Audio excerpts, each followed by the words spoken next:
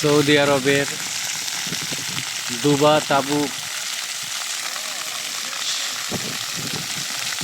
তাবুকের দুবাতে এক সাগর পাড়ে খুবই সুন্দর এক পরিবেশ।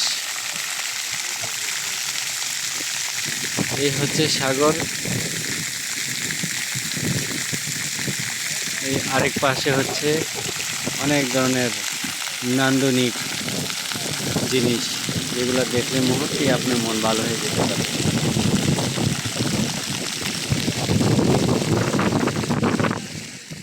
ভিডিওটি যদি আপনাদের ভালো লাগে প্লিজ একটি লাইক করবেন, তাহলে আরও এ ধরনের অনেক সুন্দর সুন্দর ভিডিও পোস্ট করতে উৎসাহিত হব।